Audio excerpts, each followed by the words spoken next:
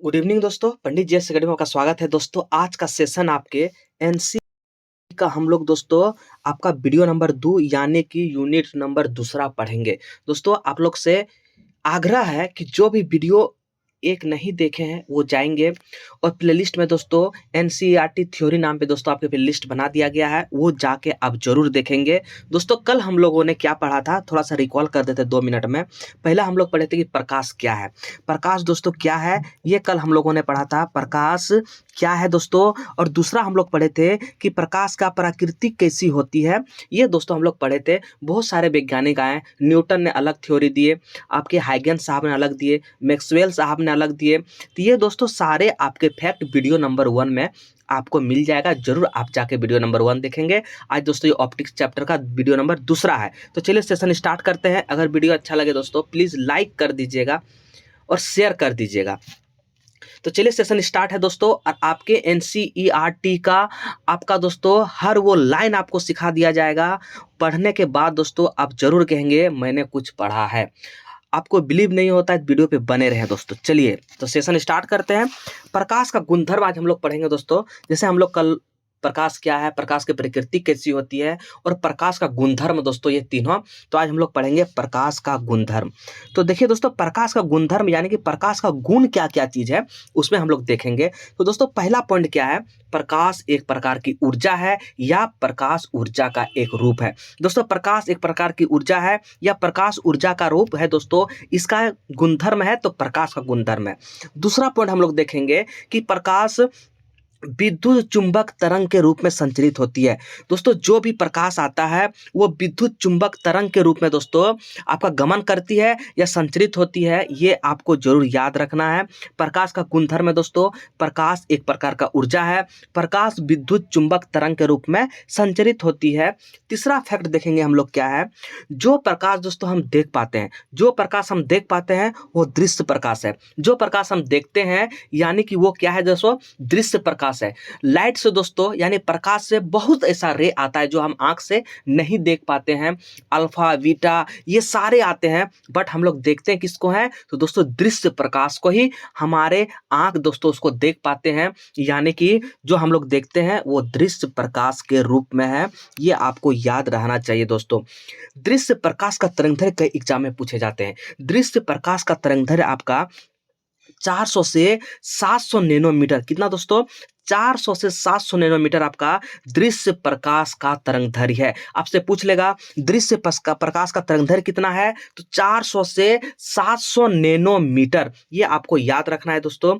5 fact देखिए क्या है, यानी पांचवा इसका पॉइंट है दोस्तों, ये क्या है, दृश्य प्रकाश जो हम लोग देखते हैं यानी कि श्वेत प्रकाश। दृश्य प्रकाश मतलब दोस्तों श्वेत प्रकाश, ये 7 रंगों से मिलकर बना है।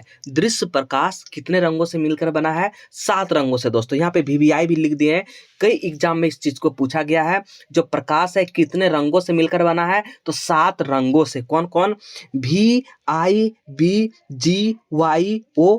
भिबजोर दोस्तों आप पढ़े होंगे, भिबजोर VIBGYOR, ये दोस्तों 7 रंग है। जो दृश्य प्रकाश यानी कि श्वेत प्रकाश दोस्तों, ये 7 रंग से मिलकर बना है दोस्तों। ये प्रकाश का गुणधर्म में हम लोग छठा पॉइंट पढ़ेंगे कि प्रकाश जो होता है ना सीधी रेखा में गमन करती है। प्रकाश कैसे गमन करती है, सीधी रेखा में दोस्तों गमन करती है। जब आपका स्टेटमेंट देके क्वेश्चन पूछा जाएगा ना, उस समय सब पॉइंट आपको जरूर बहुत हेल्पफुल मिलेगा आपको सही करने के लिए। तो प्रकाश सीधी रेखा में गमन करती है। अगर दोस्तों इस घटना को आपको करना है तो कोई भी एक वक्र टाइप का पाइप लीजिएगा तो देखिएगा आप नहीं देख पाइएगा। यानी इससे यह पता चलता है कि प्रकाश जो है वो सीधी रेखा में गमन करती है। इसी घटना से सूर्य ग्रहण, चंद्र ग्रहण और छाया बनता है दोस्तों। जो आप पढ़ते होंगे सूर्य ग्रहण, चंद्र ग्रहण, छाया, ये सारे आपके प्रकाश के सीधी रेखा के गमन के दोस्तों घटना से ही सूर्य ग्रहण, चंद्र ग्रहण और छाया बनता है दोस्तों। एनसीईआरटी का हर लाइन वो आपको देखने को मिलेगा। आप एनसीईआरटी 9, 10 निकाल के रखेंगे दोस्तों, आपको हर वो लाइन आपको मिल जाएगा आंसर। देखिए कई एग्जाम में पूछते हैं सूर्य ग्रहण कब होता है और चंद्र ग्रहण कब होता है, ये आप VVI लगा लेंगे, कई एग्जाम में इसको पूछे गए हैं। दोस्तों दोनों स्थिति में सूर्य को हम क्या करते हैं, कांस्टेंट रखते हैं। दोनों स्थिति में सूर्य को कांस्टेंट रखेंगे।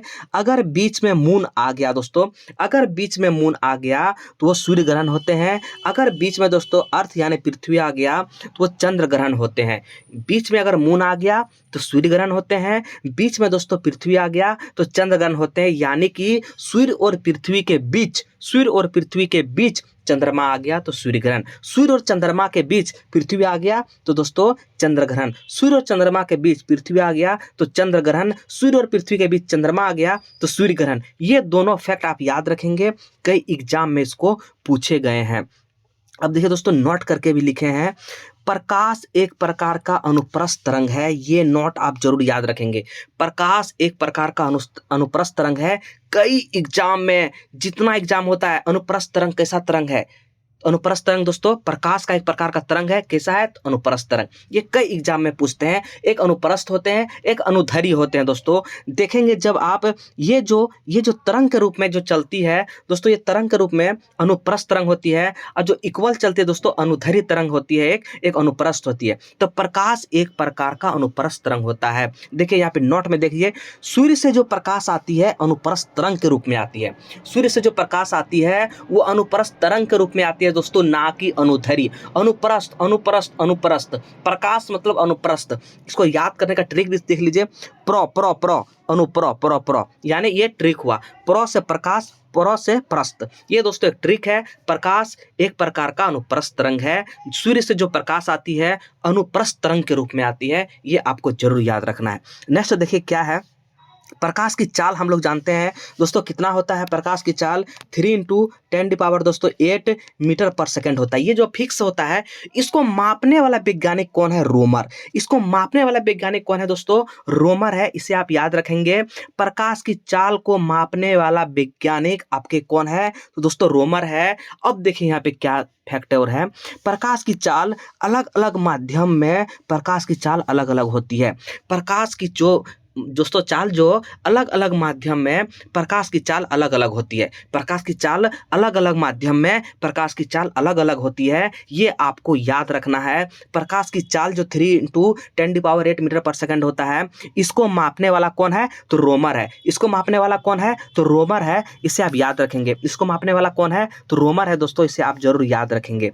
अब हम लोग देखेंगे कि प्रकाश स्रोत यानी सोर्स ऑफ लाइट। दोस्तों प्रकाश स्रोत क्या है, देखेंगे आप प्रकाश कैसा होता है। एक होता है प्रदीप्त वस्तु, क्या होता है, प्रदीप्त वस्तु। एक होता है अदीप्त वस्तु, एक होता है पारदर्शक वस्तु, एक होता है अर्धपारदर्शक वस्तु, और एक होता है अपारदर्शक वस्तु। ये पांचों होते हैं। अब आप जानिए कि किसको प्रदीप्त कहेंगे, किसको अदीप्त कहेंगे, किसको पारदर्शक या पारदर्शी कहेंगे, किसको अर्धपारदर्शक कहेंगे, किसको अपारदर्शक कहेंगे। ये सारे दोस्तों NCERT में आपको हु बाय हु मिल जाएगा, और कई एग्जाम में दोस्तों इसको पूछे गए हैं। तो चलिए आगे देखते हैं क्या है। आगे क्या है देखिए, प्रदीप्त वस्तु। देखिए प्रदीप्त वस्तु को जान जाएंगे किसको कहते हैं। प्रदीप्त वस्तु क्या है, तो प्रदीप्त वस्तु दोस्तों ऐसी वस्तु जो स्वयं के प्रकाश से प्रकाशित होती है, प्रदीप्त वस्तु कहलाती है। जिसके पास तो खुद का प्रकाश होता है, जिसके पास खुद का प्रकाश होता है उसे हम प्रदीप्त वस्तु कहते हैं। जैसे सूर्य खुद का प्रकाश है, बल्ब हो गया, मोमबत्ती हो गया। आपका एग्जाम में पूछेंगे सूर्य प्रदीप्त या अप्रदीप्त है। दोस्तों सूर्य जो है प्रदीप्त वस्तु है, क्योंकि सूर्य के पास खुद का प्रकाश है। बल्ब हम जलाते हैं, खुद का प्रकाश है। मोमबत्ती दोस्तों खुद का प्रकाश है। ये हो गया प्रदीप्त वस्तु। दूसरा देखिए आपके अदीप्त वस्तु या अप्रदीप्त वस्तु। ये क्या है, प्रकाश की उपस्थिति में, प्रकाश की उपस्थिति में दोस्तों, प्रकाश की उपस्थिति में दिखाई देने वाली अदीप्त वस्तु कहलाती है। प्रकाश की उपस्थिति में दिखाई देने वाली वस्तु अप्रदीप्त वस्तु कहलाती है, क्योंकि उनमें स्वयं का प्रकाश नहीं होता है। उनमें स्वयं का प्रकाश नहीं होता है दोस्तों। इसको हम क्या कहेंगे, अप्रदीप्त वस्तु कहेंगे। जैसे कि चंद्रमा, चंद्रमा क्या है, खुद का प्रकाश नहीं है, वो सूर्य का प्रकाश वो चमकता है। चंद्रमा कैसा है, वो आप खुद का प्रकाश नहीं है, सूर्य का प्रकाश के दोस्तों हम लोग चंद्रमा को देख पाते हैं। ये हो गया अदीप्त वस्तु या अप्रदीप्त वस्तु। इसे आपको याद रखना है। नेक्स्ट देखिए क्या है, पारदर्शक वस्तु। जिन वस्तुओं से होकर प्रकाश की किरणें सीधा अथवा आर पार निकल जाती है उसको हम लोग पारदर्शी या पारदर्शक वस्तु कहते हैं दोस्तों। एग्जाम्पल के तौर पर कांच, जब आप कांच में देखते होंगे तो आर पार दिखता है, यानी कि ये कैसा वस्तु है, तो पारदर्शक वस्तु है, जिससे प्रकाश आर पार निकल जाती है दोस्तों, उसको हम पारदर्शक वस्तु कहते हैं। जैसे कि आपका क्या है दोस्तों, कांच, आपको याद रखना है। नेक्स्ट देखिए क्या है, अर्ध पारदर्शक वस्तु या पारभासी। पारभासी कहने का ये अर्थ हो जाता है दोस्तों, जब आप कोई एक पेज लेंगे और उसमें तेल से भिंगा देंगे पेज को, तो आप देखेंगे दोस्तों कुछ भाग ही बाहर निकलता है, कुछ भाग ही दोस्तों क्या होता है, बाहर निकल जाता है। उसी को हम तेल से भींगा हुआ कागज इसका एग्जाम्पल है दोस्तों, आप याद रखेंगे। देखिए ऐसी वस्तु जिनसे प्रकाश का कुछ भाग अवशोषित हो जाता है और कुछ भाग ही बाहर निकल पाता है, उसको अर्ध पारदर्शक वस्तु कहलाती है। एग्जाम्पल के तौर में तेल से भींगा हुआ कागज, ये क्या है, अर्ध पारदर्शक वस्तु है, इसे आप याद रखेंगे। अपारदर्शक वस्तु किसको कहते हैं दोस्तों, जिन वस्तुओं से प्रकाश किरणें बिल्कुल नहीं गुजरती है, यानी कि जैसे आप ईंट में देखेंगे आर पार नहीं दिखेगा, आपका बालू में देखेंगे आर पार नहीं दिखेगा, पत्थर कोई लेके देखे दूसरा तरफ नहीं दिखेगा, यानी कि दोस्तों अपारदर्शी इसको याद रख सकते हैं, यानी आर पार नहीं दिखना, वही हो गया आपका एग्जाम्पल। पत्थर, ईंट, बालू, ये सारा अपारदर्शक वस्तु है या अपारदर्शी है, इसे आप जरूर याद रखेंगे।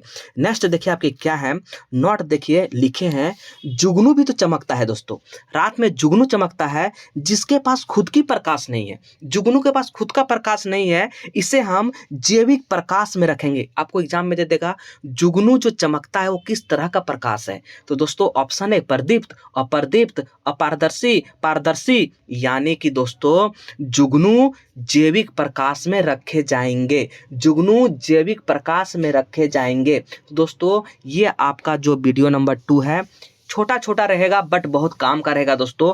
कल से हम लोग रियल साइंस का ऑप्टिक्स पढ़ेंगे। ये आपका 2 जो वीडियो था दोस्तों बेसिक पे था। देखिए कल का क्या है, प्रकाश का परावर्तन और इसके नियम कल हम लोग पढ़ेंगे। प्रकाश का परावर्तन दोस्तों, इसके नियम कल से आपका रियल साइंस यानी ऑप्टिक्स का चैप्टर आएगा। कल का दोस्तों क्या है, देखिए कल हम लोग पढ़ेंगे प्रकाश का परावर्तन और इसके नियम। तो चलिए वीडियो अच्छा लगे दोस्तों, ज़्यादा से ज़्यादा वीडियो को शेयर करेंगे। जय हिंद, जय भारत।